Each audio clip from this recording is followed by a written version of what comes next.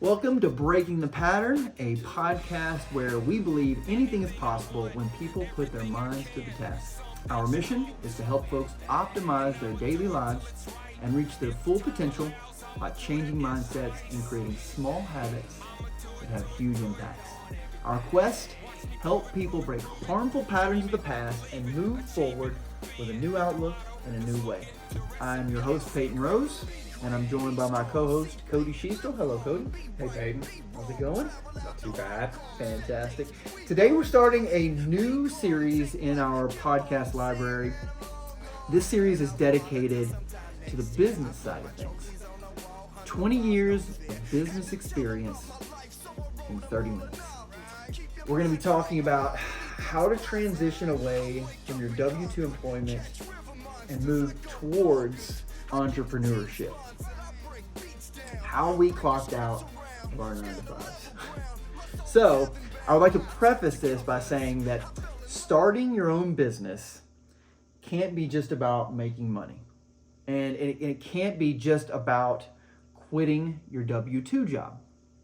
You must, I would say, have a bigger vision, something bigger and greater that you can push towards that's going to allow you to take that real step into entrepreneurship, right? And most people aren't willing to do what it takes to, quit their 9-to-5. It takes a different kind of mindset that takes a lot more effort than just showing up to work and taking orders. I think you said essentialist mindset, right? Yeah, exactly. And there's a huge amount of mental drain that just comes and simply thinking about the direction of your startup. Yep. And a lot of people are uncomfortable with the risk that comes from managing a team and taking all that time to go for especially when you don't have like an immediate return on your effort. Yeah, delayed gratification is exactly what is the name of the game. Yeah.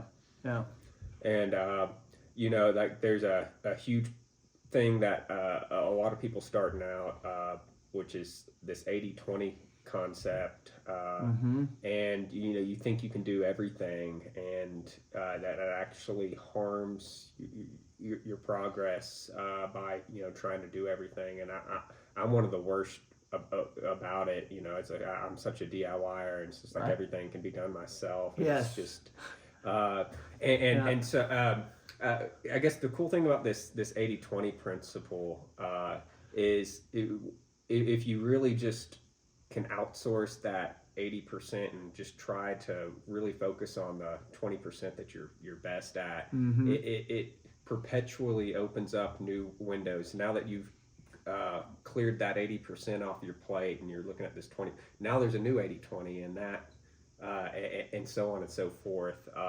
And that's really when you see a lot of these teams and a lot of these people that just do an ungodly amount of stuff, and you're like, how do they do that? And it's like they've mastered that principle right there. In short. Yeah.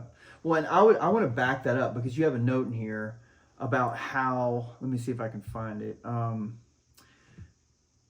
how showing up to a W-2 and collecting a paycheck becomes very enticing, right? When you're considering the responsibilities of determining all of this. Like the 80-20 principle, that is a part of a part of the setup. That's a part of the planning process, identifying, right? And so just the concept of saying, okay, I'm going to leave this perceptibly comfortable place in a W-2 employment. You show up, clock in, clock out, collect your paycheck, pay your taxes, put a little bit in your 401k, hope that, in 25, 30 years, you're going to have enough to retire on and outlive your retirement, right? So that, on the surface, that's all looks very enticing.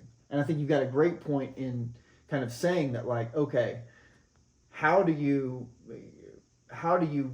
determine that you're going to move to that next step, right? Like, what determines that? And it's not, we always go back to, it's not for the faint of heart. This isn't for everybody. And then when you're starting out, especially, like you've really got to eat the cost on like health insurance and stuff. Right. You got to go get that privately. And I mean, good luck. You're lucky if you're only paying 30% more than you'd be for the same stuff through company at a W-2 job. And there's, I think that also kind of brings up a point that this really depends on where you are in your life. I always go back to that, like this, what stage of your life you're in at any given point, and when you decide to make this transition. I personally, if I could go back 20 years, I would have absolutely taken the step toward entrepreneurship earlier. Of course, I don't. You can't act on something you don't know. I had no idea really about the power of taking that step, and it took me 20 years in and out of corporate life, working in different industries, working in different verticals. It took me 20 years to find that for me to really, really be happy and be fulfilled in life, I was going to have to forge my own path. I wasn't going to be able to rely on a corporate entity to provide me with happiness, with security, with peace of mind, with something that I was really, really excited to grow towards and go towards, right? So that's, a point I would always make. It depends on what stage you are in your life, how you're going to take these steps, right? One of the things that I want to definitely say is I don't and correct me if I'm wrong, but I would speak for both of us in saying you don't have to quit your job just right out. You don't have to go in tomorrow and give your boss a 2-week. We're not promoting like walking in tomorrow and just giving your 2 weeks and saying I'm going to figure it out. This takes planning. It takes time, and I would propose you keep your W-2 as long as you need to. Work in those after hours. Work in the margins. Man, I will tell you though that was one of the hardest things for me to do. Mm-hmm.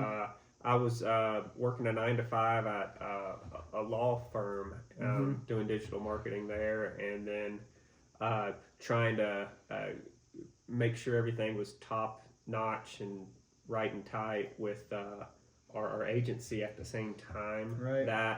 That was very, very hard to do. It would be it's not easy to start a business while you're working a W-2 full time. It's not. Yep. For a lot of industries, it's probably not even possible. Yep. I think digital marketing is a really good industry to try to get that started in, just simply because most of the work is not has to happen at 8 o'clock on Tuesday morning, and if it does, it's something you can schedule out. Right. Good luck starting a concrete business or something while you're working a 9-to-5. Right. Just of all the conflicts that would come in on the scheduling. On that. Yeah. Now I would argue that you could do the planning.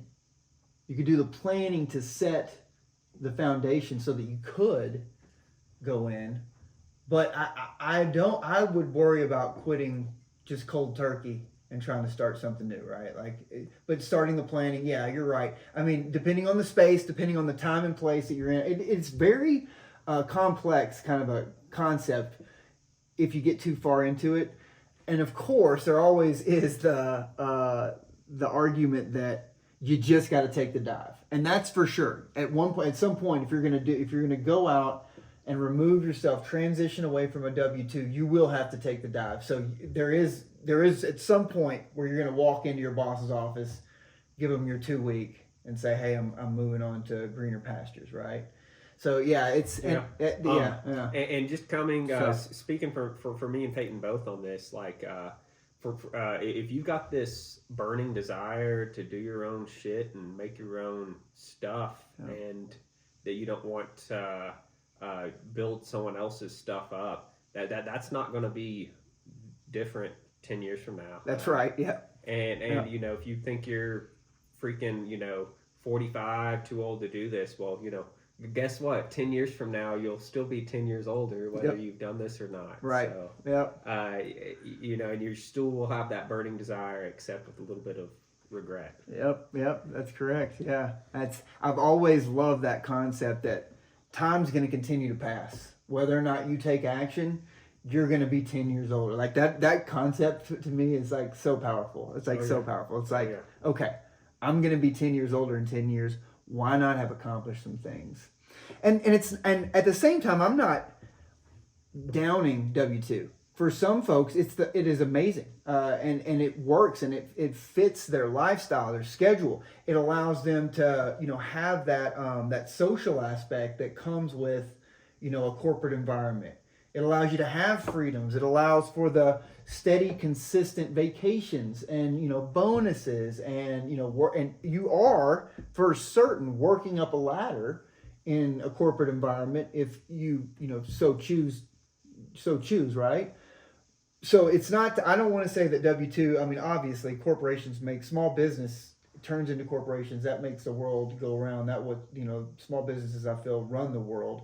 Corporations they keep things moving as far as commerce, technology, innovation, right? But there are a lot of us out here who do have a burning desire to try to forge our own paths and to go out and take those, seemingly risk-heavy moves that are going to put us on a path towards independence. Now, that being said, like with what you were talking about earlier, and before we started the podcast, having those systems put into place, right? Starting to figure out like, how am I going to structure this? How are we as a team or as partners, or how am I as a solopreneur going to structure this so that I can actually have a business that does gain market share and does gain traction and does make income, so that I can actually do this without going to bed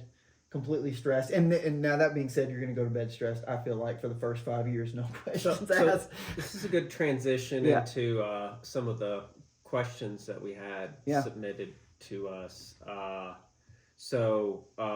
We had what mindset shifts do you have to make to transition from employee to entrepreneur mindset? Yeah. And as a first question, great question, right? What kind of shifts do you have to have in your mindset?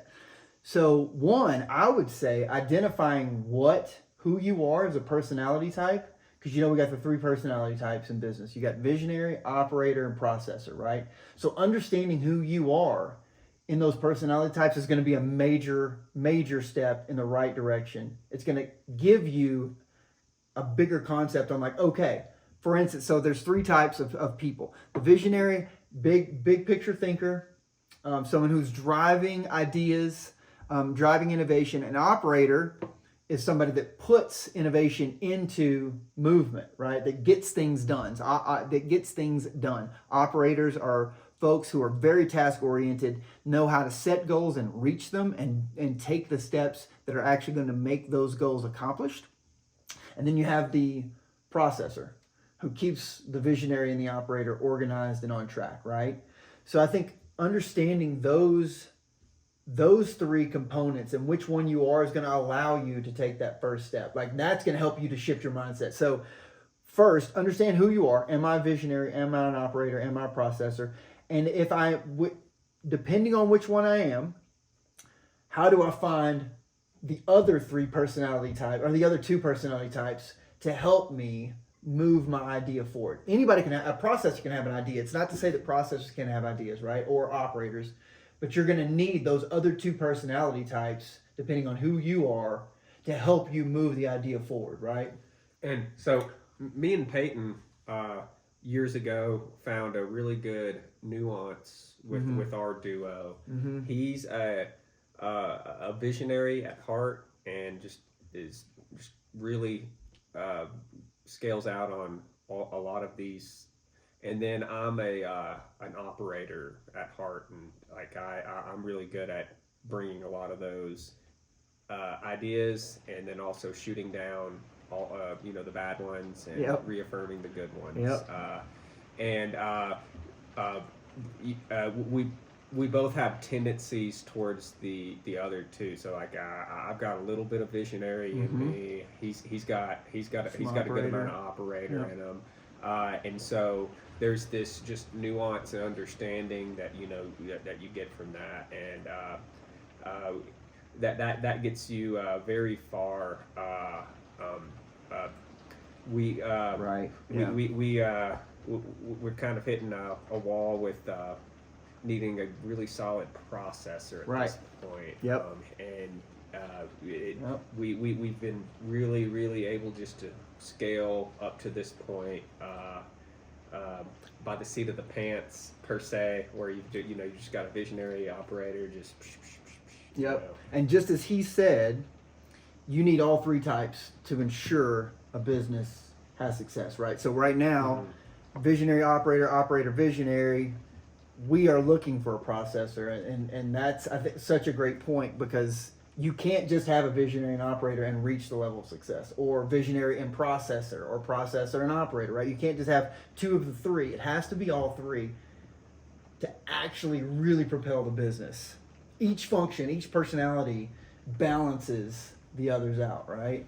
Yeah, so that's, mindset shift is understanding that. And then I would say you got to develop, if you don't have grit, you got to develop grit. I think W-2 in certain environments you can put on the cruise control and kind of roll with W-2, and you potentially, depending on the environment you're in, heavy growth environments can be almost, too stressful, but you've got to develop the grit necessary to go out and build a business. And it's going to be tough. And you're going to have to callous your mind, in the words of Goggins, right? To be able to, when these hurdles come, when these obstacles come, which they are going to, you got to be able to maneuver them. And that takes grit. Grit's huge, in my opinion. Yeah, good question.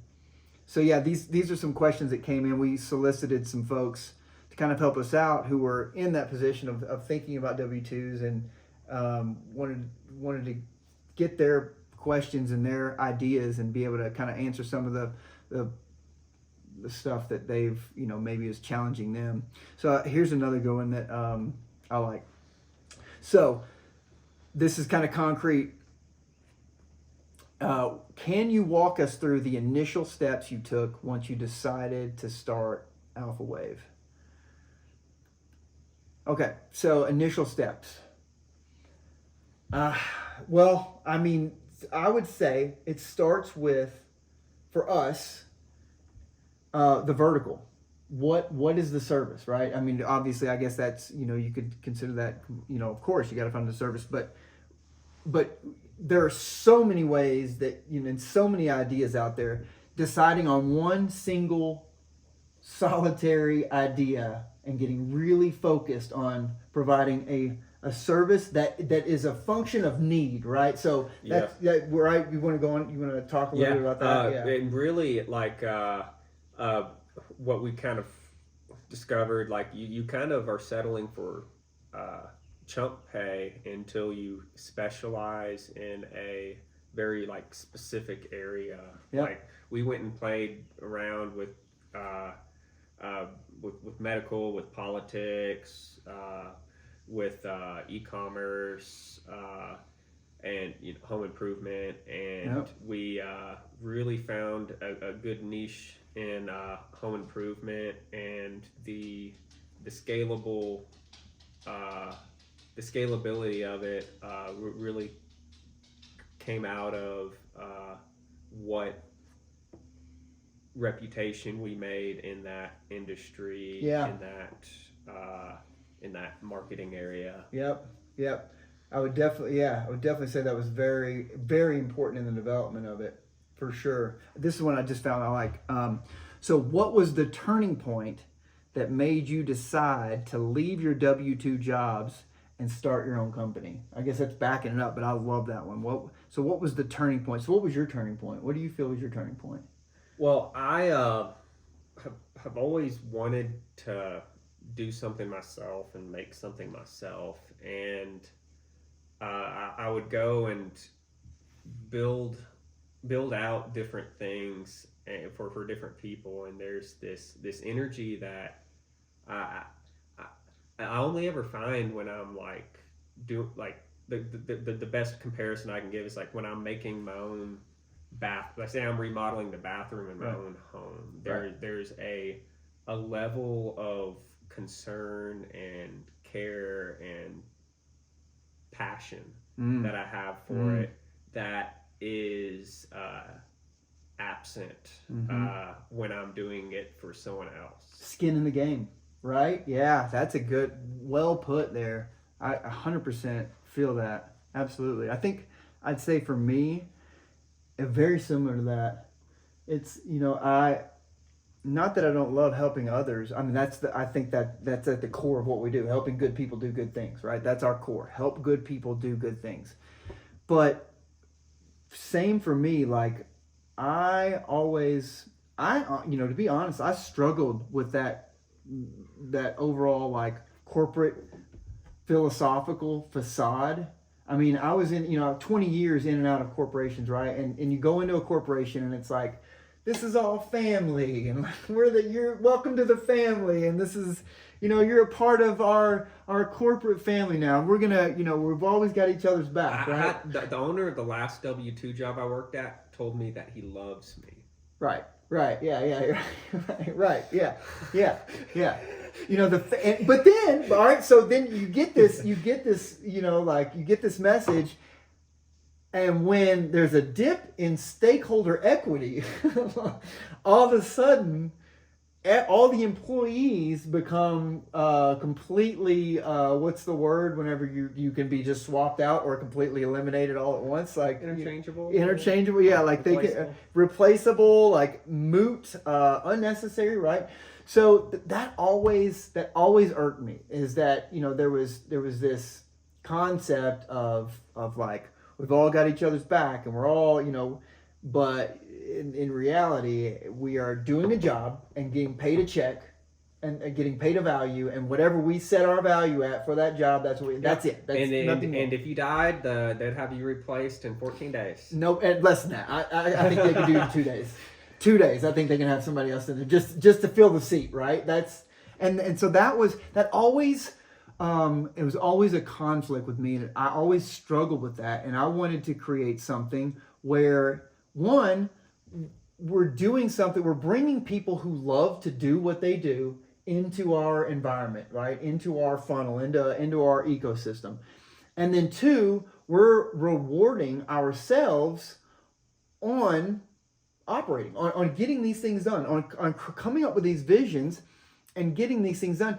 And we know that it's a contract, and we love the contract. We know it's a game, right? We know that the game we're playing is to help our clients grow. And if we don't win that game, then we're not employed. Skin in the game, right? So for me, that was something that I'm with you on that. Like, I love having skin in the game. I cannot put life on cruise control and just head down the highway. I need to find a mountain and climb it, right? And then come down on the other side. So for me, it was very similar to yours. I like the follow-up here. How'd you overcome the fear and uncertainty that came with that decision, and did a magic 8-ball help? Right? Yeah, so like overcoming the fear, that's something, it's a great question, because to me, the overcoming is taking the step. You're never going to actually like get rid of the fear truly. Like, you're never going to really overcome the fear. You're just going to take steps into that fear and operate in that uncomfortable space, right? Because it's just like a series of uncomfortable moments from then on, right? Until you really get things in place, which, years later, you're finding every time you put a new, process in place or a person in place to kind of help you, you realize it opens up a new set of challenges, right? Which is awesome. And that's something, like, forever being challenged, like, as far as fear. It's like, I love living in that little uncertainty, right? And for me, I think that uncertainty, so many people believe that entrepreneurship, going after, those things that you really believe in, that there's this total uncertainty there and there's no stability. my argument is that corporate job that you have, that W-2, there is zero stability in that. Like I said earlier, if stakeholder equity drops, you're gone. That's just all there is to it. And that you could be in that job for 20 years, which if you are in that job for 20 years, you're not going to be paid properly over that 20 years, the course of you're going to be 20 years from when you started your job, unless you've climbed to president, most of the time, and even if you have, I don't believe you're going to get paid compensatory to the amount of work and time you spent.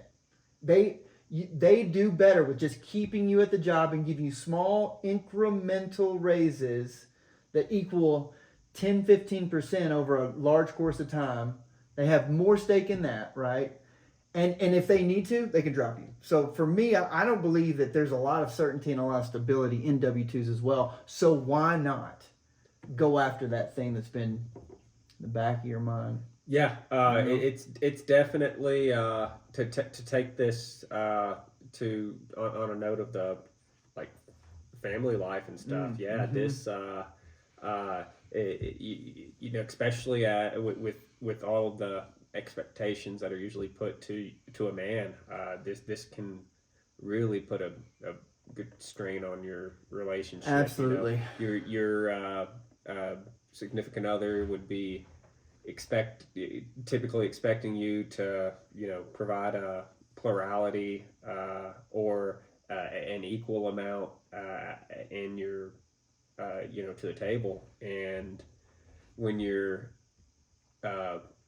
getting one of these startups going on, that it can be fluctuating. Absolutely. You know, or just minimum, and like you could just be spending hours and hours and hours of time, and you'll get you know, if you don't have the right partner with you, I mean, they're just going to put you down, and they're going to you know, and you really really got to make sure that that you don't end up with anyone like that. Well, I would say it's one of the biggest. That is one of the, if not possibly, especially if you're in a relationship or going to enter a relationship, your plus one, your better half, your other person, your partner, is the most important variable I think that exists. Besides who you're working with, right? Your business people, the people you've got, your partner, or you know, the functions that you've created in your business, right? The people you have sitting in those seats, absolutely, of course. But then, behind that, if you're exactly right. If you don't have a person that's supportive, and that's the thing. I think another big deal with like entrepreneurs and like the way that we kind of our minds work is like, you know, like I've always said this, like I don't need a bunch of pats on the back. I just don't. I can't have somebody saying like everything you do fails, or you know, you're destined to fail here, or you know, like there's no way. How could you ever believe you would be able to accomplish something like that, right? Like that's all I really require is somebody that's just saying, hey man, got your back. I got your back, just like I've got theirs, right? And I think we're both lucky in that. In like our my wife and your soon to be wife, right? Have both like been very supportive. I know your wife, like I would say there was some doubt, right? At some point, a little skepticism, which is understood. It definitely can put some strain on your relationship. It's like, there's some expectations that you that you're supposed to bring to the table. Yep. And when and not only if you're talking about just cold turkey dropping a W-2 and then going to $20,000 a year, right? First, for the first, but so putting that aside, like even just like trying to work on your business while you're a W-2, or what does that involve? Oh my God, removing all of the available time that you had free available to spend with them, working on that business. Yep.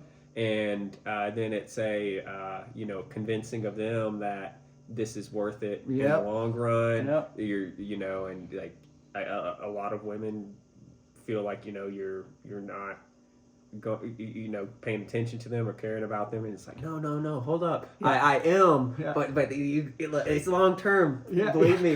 Yeah. I get the same. I mean, and that's the other. It goes back to like, and that's where like having a partner that's with you and like can walk through those hurdles with you, like knowing that you have this long-term plan, right? And also this is something that I struggle. I mean, I still get the same, like, are you present? My wife is like, you're just not present right now. And it's like, I know, right? Like, I know that, like, I'm in like 6 places, and that's like, I need to hone this. So like getting time management, right? Or I like to look at it more like, forget time management. I mean, time management is critical. However you want to kind of classify how you use your time, like calendar worship. It's something I'm big on. You're big on like blocks of time that we operate in, right? However you want to structure that, but being able to turn the stuff off when you need to, which is tough because balance doesn't exist in entrepreneurship, and anyone that tells you that it can is fucking lying to you. Like, right? Sure. Like, it doesn't. You're gonna have times of balance and you're gonna have times of imbalance. Like, that's just the way it is. And I hate to say that, but there's no way to get through that first year, 2 years, 3 years without having some imbalance. You're going to be up at 4:45 in the morning or up until 3:30 in the morning. You're going to be working crazy hours. Now, I would say that going through this process, you need to be evolving towards a more stable place and a more place where like work and life have a more symbiotic relationship. Not necessarily balanced, because we know it's not going to be balanced all the time, but like, how do they all intermingle? How does work and personal life, how does it all work together? Because another thing that we hear all the time is turning off work. I don't care if you're in a W-2, you don't turn work off. You don't have 2 personalities you're working with. You don't have a work personality you and then a personal personality you, right? Like you're the same person whether you go into work or come home. So there is no like, oh, I'm just going to shut off the work me and then turn into the personal me. Especially if you're a person that's striving, right? That's pushing to greater things. So for me, it's like figuring out how to make it all work together and knowing there are going to be some imbalances and some balances. Sometimes everything's going to be in perfect symmetry, and sometimes it's going to be total chaos. What's another one here? How did you identify? Oh, here we go. I like this one. How did you identify the market need or opportunity that AlphaWave addresses? And the follow-up is, what research or validation did you conduct before fully committing to your business idea? Did you just Google it? Or was there more to it? That's a good one. Mm-hmm. A really good one. It's a very important one. Okay, so do you want to start on that one? Yeah. So, I mean, a really good part of our discovery here, learning of who type of businesses and who we want to work with, is once you're dealing with an entity that's generating 10 million a year or so, there's a lot of these like smaller expenses that end up being 0.00001% of your yearly revenue or stuff. And right. Then as compared to if you're working with someone who's got 100,000 revenue coming in their company, that same expense could be 15% of their yearly revenue. Yeah. And especially when it comes to digital marketing, a lot of the scalability comes in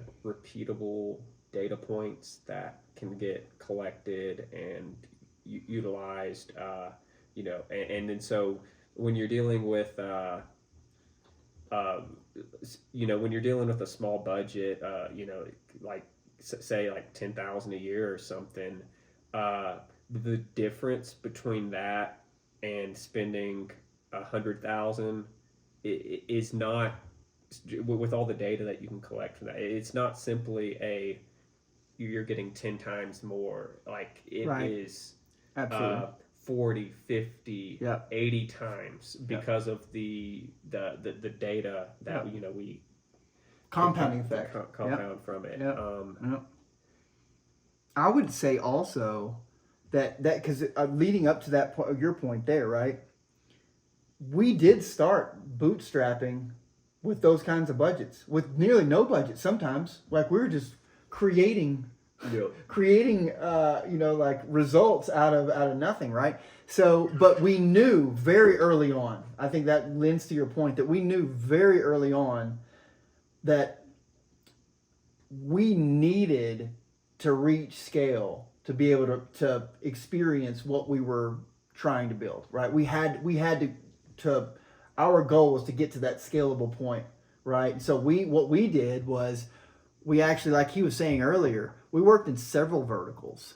And what we looked for, I think, what we looked for in the beginning was exactly that. It was the need, the market need, right? So we found solutions out there that was like, whoa, this is a proven market need. Let's help these folks. And a lot of times it was startups. So it was people with no money, right? And so we would, or a little bit of money, which is all good. We all start in the same place, right? So everybody starts there.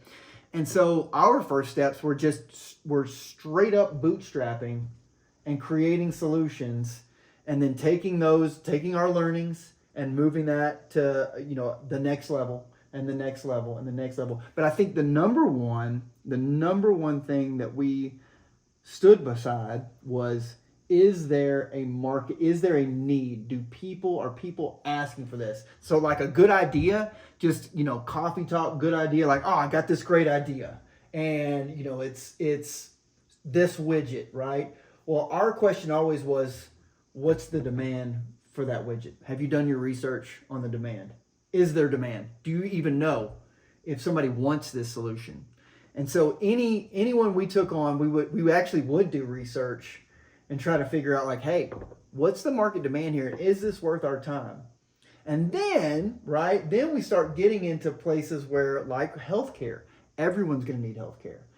Home improvement, everyone's going to need home improvement. As long as there are homes being bought, sold, and lived in, there's going to be home improvement. So for us, those verticals, and then there was some, I guess, fortuity, like there was some good luck, and there were good results. There was a lot of hard work, right? But at the core of it, it was like, we know that people are going to need these things, and there's a proven need for it, right?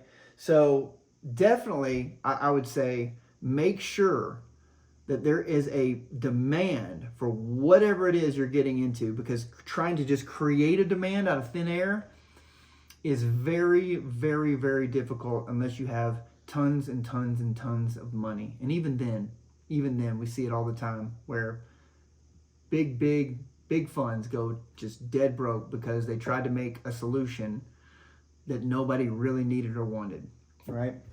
And that's a good question. That's a really good question. All right, what else we got? Oh, I got another one here.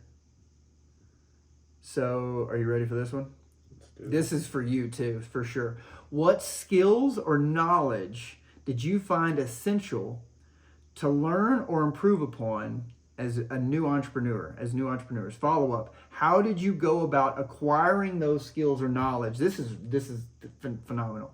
How did you go about acquiring those skills or knowledge? And did you find out if sleep is actually optional? So the skills that you really need can be more or less done with Google and YouTube searches. At least for what we're doing, digital marketing. I often ponder if my value in business is beyond the sheer amount of hours that it would take someone else to Google the information that I've Googled. Frankly, what's most essential is going in and getting the ropes, learning the ropes, whatever, getting in the reps, doing the work, because you're not going to until you do. You're not going to have it until you do. I mean, you just like with a doctor. I mean, they can spend all the not that I'm comparing myself to a doctor. Right. They can spend all the time in the world on the computer and do a million surgeries, but they don't know nothing about how to cut someone open until they really could read about a million surgeries, but until they actually go. You're not an expert at skin the scalpel. You're not an expert at appendix surgery until you've cut someone open and performed the surgery. And there's a lot of things that come with just going through the motions on that. Like you can't get a 4-year college course is nothing. Where I am now, having worked in digital marketing for 8 years, I would value someone who's worked at a business for 3 months more than a 4-year marketing degree. Yeah, absolutely. And we're both formally educated. We both have college degrees, right? College degrees. And have we ever asked anyone about where they studied or what their degree was in? No. What have you done out here in the wild, right? Yep. What have you done, right? Now, that being said, you've got interns, you bring people in, you want to bring people in, like you and I got, connected on an internship early on, but that was you saying, hey, I'm going to go get practical knowledge. I'm going to put all this stuff I learned into practical, and I had to do the same thing, right? And so, yeah, I couldn't agree more. You are absolutely right in the fact that, having real life experience is everything. And I would go on to add, like, you're also there is nothing out here really that you can't figure out, like that you can't learn about. I don't care what it is. If you have the drive and the want and the passion to learn about something, you can go figure it out. Like, you can learn it, and especially with the amount of information available on the internet. Because guess what? It's not just about going to Google and typing in an answer and then reading whatever AI generated response it is, and that's going to give you the education. No, what you're going to do is find that there are books that you need to go get and read. And there are courses that you need to take and pass that are free. The books may cost you a little. Well, actually, the books, go get your state's library app, and you can get all these books for free. By the way, just a little hack there. You don't have to have Audible, though I've got Audible. If you're a pirate, arg. I can't condone any of that. I don't know what he's talking about. But what we're saying essentially is that this knowledge is out there and it is free. You just have to be willing to go through the hours. Because I remember, man, I was straight up working and studying until 1 a.m., waking up at 6 to go, door knocking in sales, B2B, one call closes, right? Like, and then get back home, get the kids to bed, back in the office at 11 p.m. till 1 a.m. again, and then up at 4:45, 4:30 so that I could get 2 or 3 hours of learning or something in that's going to propel me forward. Then boom, start my day, right? So I couldn't agree more. Like, it really is. I'm saying it's willpower and the willingness to go out there and take the steps to learn what you need to learn. What I found is, once you start on the path and you really are dedicated to learning, like, new doors just keep opening up. And it's like, this author sends you on this, and this person sends you on this quest, and this person sends you on this quest. And before you know it, like, you've got this wonderful library of knowledge and I would say, again, back to it, just reading and just learning doesn't mean shit, right? Like, it doesn't. You can read and learn all you want, but until you put it into practical application, like, that's where rubber meets the road and things are actually going to happen, is when you take these knowledge sets and actually apply them. I started the whole concept off one book. I read one book and was like, okay, I got an idea. And then I started putting things in place, right? One book started it all for me. And I'll always remember that. It didn't take, and that's why I do say, like, read, because who knows where that one little thing, that one little nugget of truth or one little nugget of influence is going to show up and start it all for you, right? So you have to be voracious about getting that education, because you never know where the inspiration is really going to come from, right? You know what? I will bring this back to support network and whatnot. So, like one huge transition that I've really seen in my life in the past 5 years is like, you used to go to the bar and just like to shoot shit, bitch about the day. Oh, look at that pretty girl. And then it's kind of made a full transition to like, if I'm going out, like we're talking business opportunities, we're talking bragging about to each other about different ways we save tax money on different things that we've done, and like it's just like those two groups, they are not the same, right? That there's a very true concept. What you are, the aggregate. You are the sum of your friend group. 5 closest people, right? Yeah, friend group. Yeah. And that it definitely might be a good moment for some self-reflection, maybe. But I definitely just saw night and day on just my mindset compared to then on just those different people that I keep close, and whose opinion I end up taking heed to, like your closest friends. You're going to listen to them, whether whether or not you say you care about their opinions or not. You do. That's why you hang out with them. Why you associate with yourself with your peers.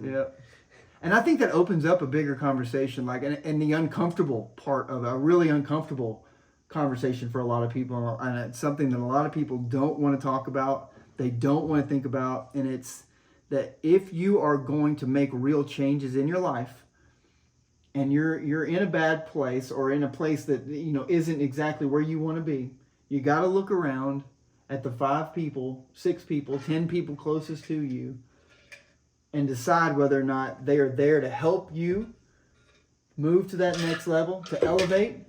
Or are they there? Are they keeping you held back? And it's wild and sucks, what kind of unfurls from that, and what you see whenever you realize, like, oh man, like I've got, 5 friends who are definitely not, or 3 friends, or I've got some amount of people around me who are not going to help me propel myself to the next level. And what do I do then? What do you do then? How do you break that relationship? And I mean, a lot of it will come even organically without any intervention on your own. That's true. Like I went back home to my hometown, talking with this old friend of mine, and I was asking him and doing a back and forth with him, like I do with people who are in my groups here up in Denver, and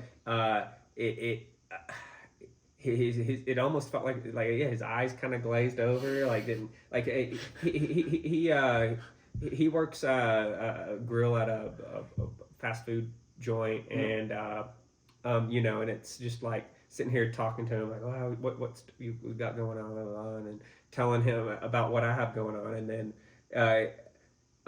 and then he kind of looked at me like I was like bragging or or something like that. And I thought for a while about how I could have put it in a way where it wasn't that way, and I really thought about it deeply, and there's not.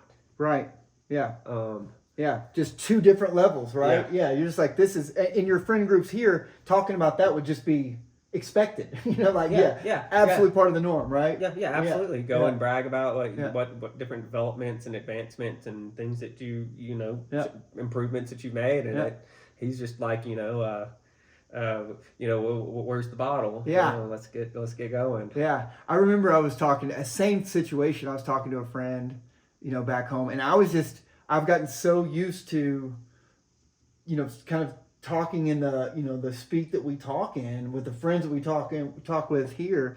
And, I was just, same thing. I was kind of going through like, all the stuff we're doing. And he's like, man, like, is this a thing where you're like, I remember that very specifically, you're really tooting your own horn here. And I was like, dude, if that doesn't say anything about where we're from, right? But, which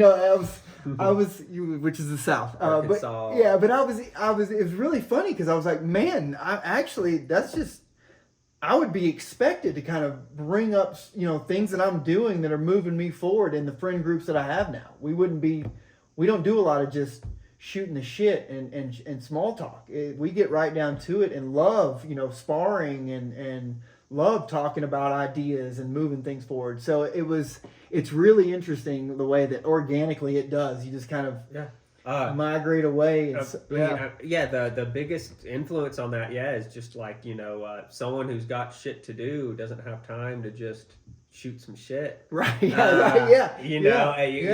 a purpose. Once you become busy and it's like, it really starts going, okay, maybe my time back then was worth $10 an hour free time. And then it's like, oh shit, there's all this stuff. Then,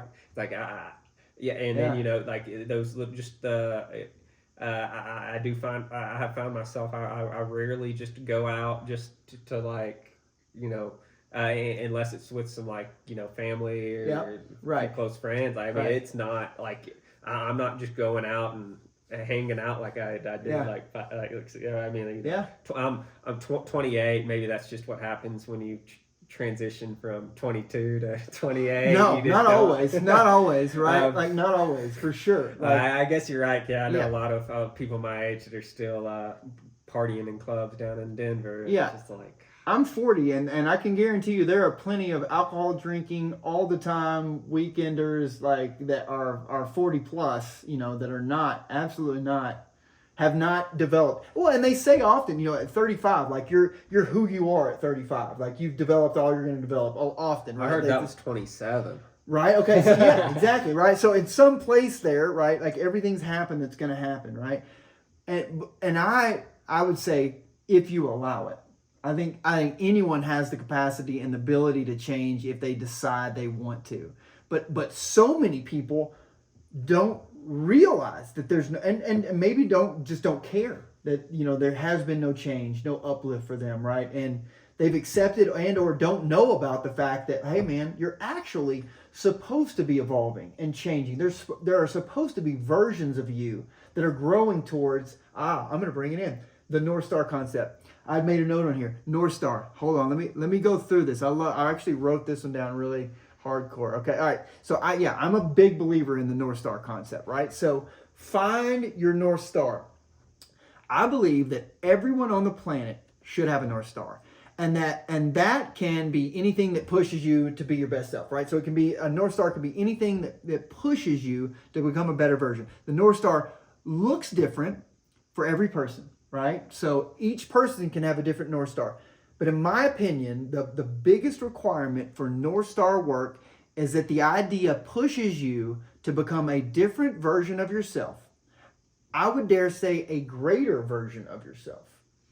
Your North Star creates an elevated criteria for you to live by. Your North Star creates an elevated criteria for you to live by.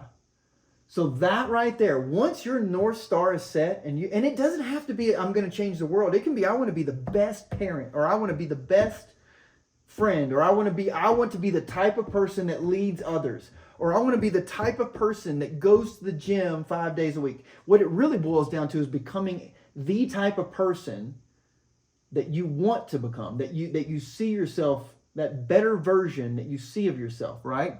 So I would argue that the North Star is going to allow, once you've set it, it's going to allow you to organically work out a lot of things in your life, right? Like, so every question, everything you do, if you can get to a point where everything you do is either moving towards your North Star or moving away from it, and you're making a conscious decision at any given point, like I know that tonight I'm going to blow off I'm gonna blow off. I'm gonna go, blow off some steam. We've had a crazy week tonight. I'm gonna go blow off some steam with my buddy. We're gonna go to watch a basketball game at a bar and have some beers, right? And we're not gonna talk anything about business. You've made that conscious decision that tonight, North Star, I'm moving away from it for a second. I'll be back in the morning, right? Or, nope. You know what? It's been a long week. I'm gonna go have a run, and I'm gonna, get in some physical exertion, get some release there, and I'm gonna wake up early in the morning and do X, Y, and Z, right? So, but that North Star allows you to now have something to navigate against, right? So you're either going towards it or you're making the conscious decision that, hey, I'm not going to go towards it right now, but you got it there, right? So it's that guiding light that is going to eventually, long term, like you were saying, it's going to eventually push you to become that person that you're supposed to be. So that's something I would definitely, I always push for the North Star. What do you think? I think this has been a good podcast. Yeah, I think this is a good wrap it up on the North Star. Yeah. Find your North Star. If you don't walk away from anything, if you want to leave your W-2, the very first thing you have to do, find your North Star. What is it out there that's greater than you, that's going to drive you to be a better version? Yeah, if you don't have a driving force, there is nothing that's going to keep you moving on the days that you feel sick, on the days that you're not quite up to it.